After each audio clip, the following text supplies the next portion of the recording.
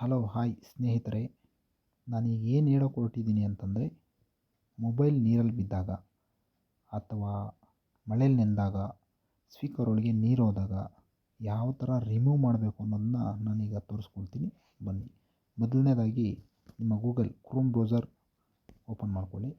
Open ಮಾಡ್ಕೊಂಡಿದ್ದ ತಕ್ಷಣ fix ಮೈ speaker ಅಂತ type ಮಾಡಿಕೊಂಡು ಸರ್ಚ್ ಮಾಡಿದ್ರೆ ಫಿಕ್ಸ್ ಮೈ ಸ್ಪೀಕರ್ ಅಂತ ಫಸ್ಟ್ ಆಪ್ಷನ್ ಬರುತ್ತಲ್ವ, ಅದರ ಮೇಲೆ ಒಂದು ಸರಿ ಪ್ರೆಸ್ ಮಾಡಿ. ಈ ಥರ ಸೌಂಡ್ ಅಂತ ಬರುತ್ತೆ. ಕೆಳಗೆ ಕಾಣಿಸ್ತಾ ಇದೆಯಲ್ಲ ಈ ವಾಟರ್ ಸಿಂಬಲ್ಲು, ಅದರ ಮೇಲೆ ಒಂದು ಸರಿ ಪ್ರೆಸ್ ಮಾಡಿದ್ರೆ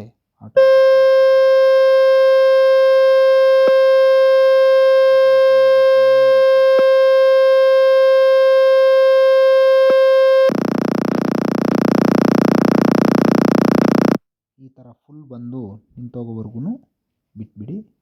ಈ ಸ್ಪೀಕರಲ್ಲಿ ನೀರಿದ್ದರೆ ಆಚೆ ಬರುತ್ತೆ. ನಿಮಗೆಲ್ಲ ಸ್ಪೀಕರೆಲ್ಲ ಕ್ಲೀನ್ ಆಗುತ್ತೆ, ನೀಟಾಗಿ ಕ್ಲೀನಿಸುತ್ತೆ. ಫೋನ್ ಯಾವುದೇ ರೀತಿ ಪ್ರಾಬ್ಲಮ್ ಆಗೋದಿಲ್ಲ.